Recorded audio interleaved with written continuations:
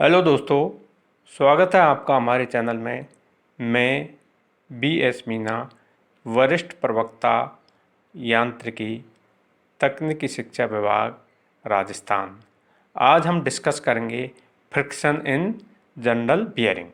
तो सबसे पहले समझते हैं जनरल बियरिंग क्या होता है। तो जनरल बियरिंग क्या है, ये एक टर्निंग पेयर बनाता है। तो जिसमें आप ये डायग्राम में देख रहे हो, तो इस पर ये जो फिक्स आउटर एलिमेंट्स है इसको बोलते हैं अपन बियरिंग।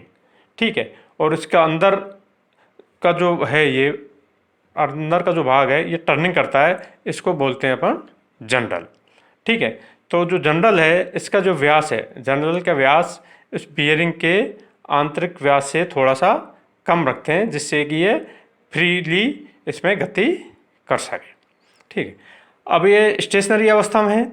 ठीक है। तो इस पर कोई लोड मान लो W लग रहा है। ठीक है। तो यहाँ पर जो इसका ये पॉइंट है, यहाँ पर प्रेशर आएगा, इसका लोड W, तो यहाँ पर एक रिएक्शन लगेगी इसके अपोजिट। इस लोड W के अपोजिट एक रिएक्शन मान लीजिए अपन Rn लगती है। तो इनकी जो W और Rn है, इनकी लाइन ऑफ एक्शन सेम होगी, यानी जो W इसकी जो लाइन ऑफ एक्शन ये बिल्कुल सेंटर से होके गुजरेगी। तो W इक्वल टू Rn, इनकी सेम रिएक्शन होगी। ठीक है। Same line of action same रहेगी, क्योंकि ये स्टेशनरी अवस्था। अपन मान लेते हैं ये पॉइंट ए है। ठीक है। यहाँ पर जो है इसका प्रेशर ये लग रहा है, तो इसको प्रेशर पॉइंट भी बोल सकते हैं। ठीक है। अब यहाँ पर चूंकि स्टेशनरी अवस्था में, तो यहाँ पर फ्रिक्शन फोर्स कितना होगा, 0। यहाँ पर कोई फ्रिक्शन फोर्स नहीं लगेगा।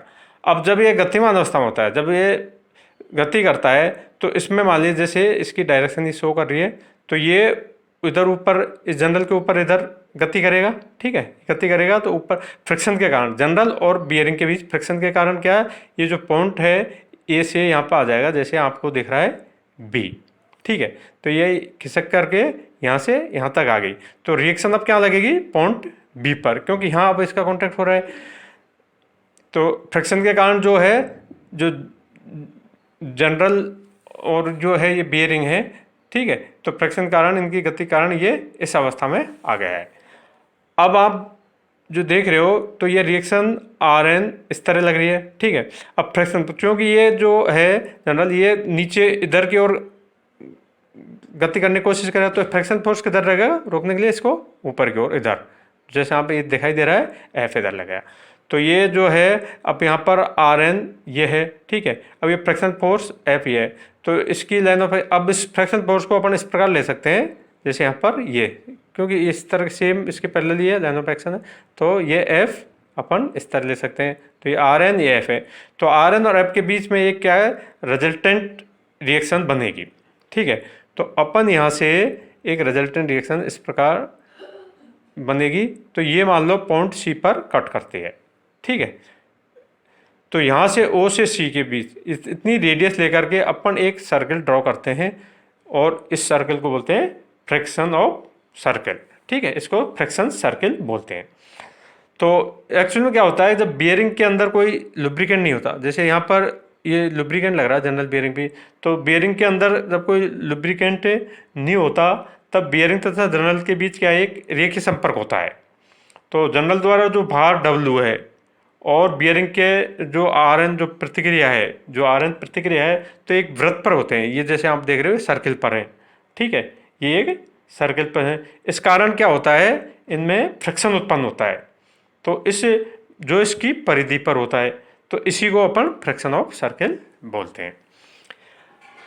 अब जो है इसमें जो है, ये यहाँ पर दो डायग्राम बन गए इस तरह। तो OC इसको इस तरह मिला दिया।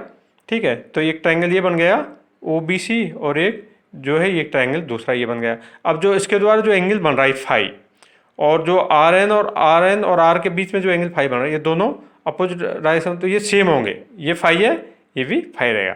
अब इसमें जो फ्रिक्शनल टॉर्क अपन मान लेते हैं T फ्रिक्शनल टॉर्क है, और R रेडियस ऑफ शाफ्ट, इस शाफ्ट की रेडियस, यानी उसी इसको अपन मान लेते हैं R। ठीक है। तो जब स्टेशनरी अवस्था में जब अपन कंसीडर करते हैं, तो ये W क्या होगा, इस R के बराबर होगा। जब स्थिर अवस्था में है, तो ये R कितना होगा, W के बराबर होगा। ठीक है। लेकिन जब ये यहाँ पर, जब इस R इसके W के बराबर होगा, तो जो टॉर्क लगेगा, ठीक है। तो टॉर्क लगेगा वो कितना होगा, W इंटू ओ सी, ये इसकी डिस्टेंस है, ठीक है। यानी टॉर्क क्या होता है, फोर्स इंटू उससे जो है उससे लंबा होता है उसकी दूरी होती है, तो ये कितनी है ओ सी, तो W इंटू ओ सी, और ओ सी बराबर ट्राइंगल में आप देखोगे ये क्या हो जाएगा, ओ बी साइन फाई, ठीक है।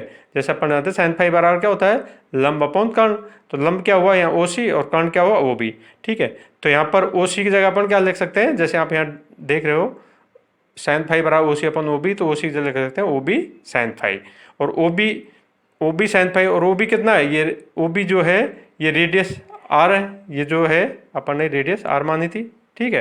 तो ये रेडियस आर के बराबर, तो इसको लिख सकते हैं डब्ल्यू आर साइन फाई। अब चूंकि साइन फाई का मान बहुत कम होता है, ठीक है, फाई का मान बहुत कम होता है, तो अपन साइन फाई की जगह साइन फाई के बराबर अपन ले लेते हैं टेन फाई, ठीक है। तो आप देखिए डायग्राम टेन फाई कैसे लिया, तो इस डायग्राम में अपन ने समझ गया ओबीसी वाले इस डायग्राम में साइन फाई बराबर ओ सी अपन ओ बी, तो ओ सी बराबर ओ बी साइन फाई। इसी प्रकार ये जो ट्राइंगल है इसमें आप देख रहे हो जो आर, इधर आर लग रहा है, ये आर एन है, ये एफ है, तो टेन फाई इक्वल टू क्या होता है, लंबा टे आधार, ठीक है। तो यहाँ पर हम क्या है एफ अपॉन आर एन आ जाएगा, ठीक है। एफ अपॉन टेन फाई बराबर क्या होगा, एफ अपॉन आर एन, और एफ बराबर क्या होता है म्यू आर एन, ठीक है। तो ये आर एन से जो नॉर्मल डिरेक्शन आर एन से आर एन कट गया, तो म्यू बराबर क्या आ गया टेन फाई, यानी टेन फाई बराबर क्या आ गया म्यू, जिसको अपन कोफिशिएंट ऑफ फ्रैक्शन मानते हैं। तो यहाँ पर अपन ने जो है टी बराबर डब्ल्यू आर साइन फाई है, तो इसकी जगह लिख सकते हैं डब्ल्यू आर टेन फाई, ठीक है। तो इस ट्राइंगल से देख लो सेम बराबर है साइन फाई टेन फाई, तो और टेन फाई बराबर क्या होता है म्यू, तो इसको टॉर्क को लिख सकते हैं torque T equal to mu W R, ठीक है। इस तरह अपन का टॉर्क निकाल लिया जाता है। अब मान लीजिए शाफ्ट कोई एंगुलर वेलोसिटी ओमेगा से गति कर रहा है, ठीक है, तो अपन इसमें पावर भी निकाल सकते हैं। तो पावर बराबर क्या होती है, टॉर्क इंटू एंगुलर स्पीड यानी टी ओमेगा, ठीक है। और ओमेगा बराबर क्या होता है टू पाई एन अपॉन 60, जब इसको वाट्स में लेते हैं पावर को तो टू पाई एन अपॉन 60। तो इस प्रकार अपन इस शाफ्ट की इससे कितनी गति से घूम रहा है इसकी पावर भी निकाल लेते हैं। धन्यवाद।